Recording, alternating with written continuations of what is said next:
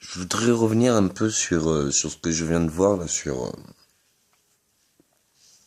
quelque part des choses qui sont bien intéressantes. Euh, j'ai l'impression que la gestion politique ou alors la solution, enfin comment aborder les choses ici, ça serait surtout on aurait besoin de pédagogie pour jeunes enfants vieillis par le temps de tout âge. En gros, c'est ça, quoi. Donc, en vous rassurant comme des enfants, je suis sûr que vous pourrez trouver vos origines, enfin vos places, comment s'adapter, comment perfectionner, comment ci, comment là. Je voudrais rassurer tout le monde. Pour la culture générale, j'ai su lire en sixième, dyslexique, et j'ai arrêté les cours en quatrième au niveau général. Donc en niveau culture générale, je suis vraiment mal placé pour dire que oui, il faut passer 10 ans d'école, de culture générale, être qu'elle est en culture générale, pour pouvoir s'adapter à un secteur, ou alors à une expansion, ou une carrière, ou autre.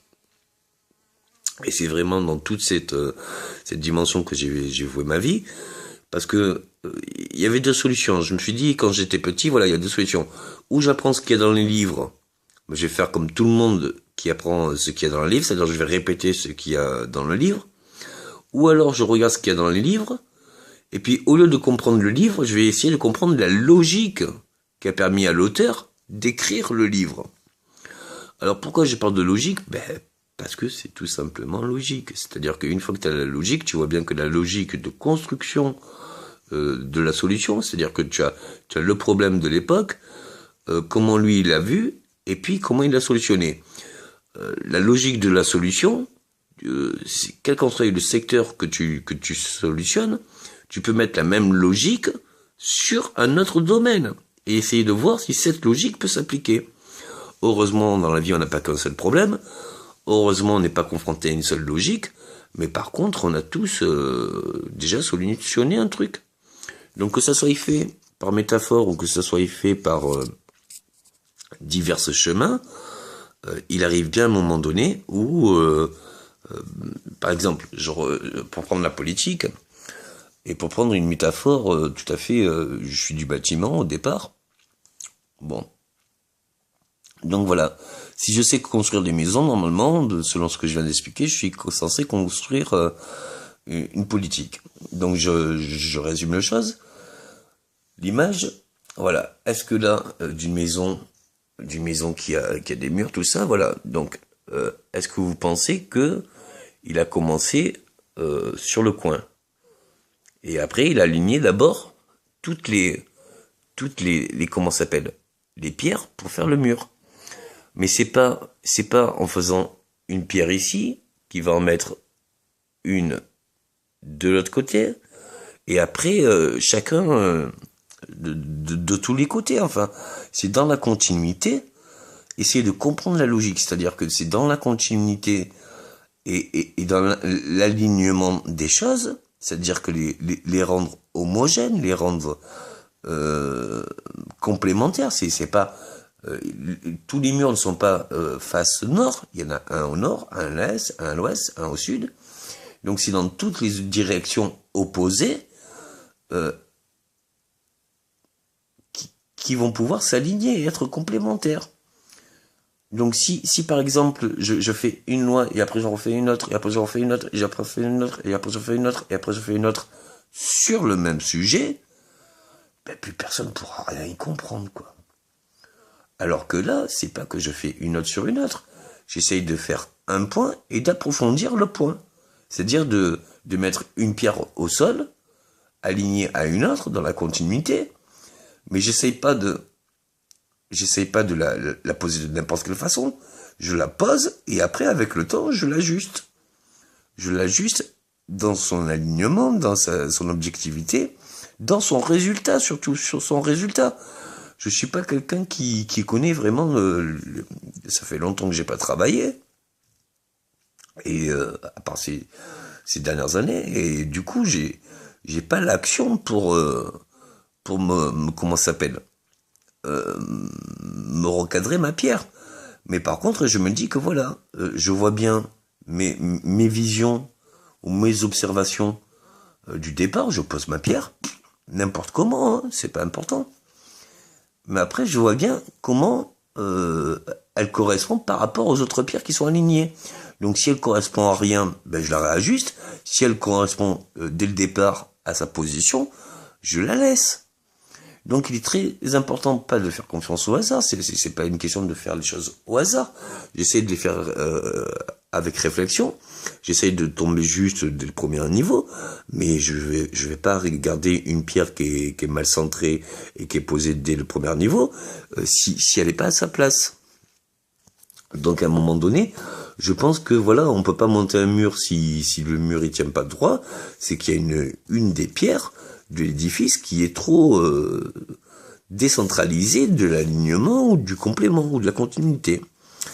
Donc à un moment donné, c'est pierre par pierre que on avance, on fait un mur, et une fois qu'on a fait un mur, on fait un coin, et une fois qu'on a fait un coin, on fait le deuxième mur, et une fois qu'on a fait le deuxième mur, on fait le troisième mur, et puis voilà, c'est une continuité d'élévation, quoi. Il faut élever, et puis on va pas élever tout le carré d'un coup, on essaye de faire bien dès le départ, mais à un moment donné, si le mur est pas droit, ben ça sert à rien de monter au-dessus. Ça sert à rien de monter dessus, vaut mieux l'aligner pour que ça tienne longtemps, plutôt que quelque chose qui brancole et que ça tient pas. Donc ça paraît peut-être contradictoire avec ce que j'ai dit sur les gestions des régions, tout ça. Mais non, j'ai dit justement qu'on faisait des réformes pendant un temps, et c'est le temps justement de voir si tout le monde peut s'aligner avec, ou s'abriter sous cette maison. Il n'y a pas de raison à se prendre le toit sur la tête, il faut construire costaud.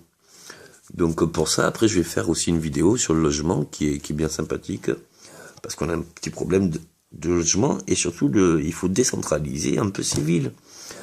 Les villes, vous n'allez pas me dire qu'avec la masse de population qui est dans les villes, que les gens qui habitent dans les villes sont plus heureux que les gens qui habitent dans la campagne. Il faut arrêter un peu ce bourrage de crâne de préjugés qui fait que justement on va pas en campagne parce que justement c'est trop décentralisé. Mais non, amenons les commerces et les activités en campagne. Ou alors organisons-nous pour qu'il y ait des comment ça s'appelle, excusez-moi, je cherche le mot, je suis pas très spontané là,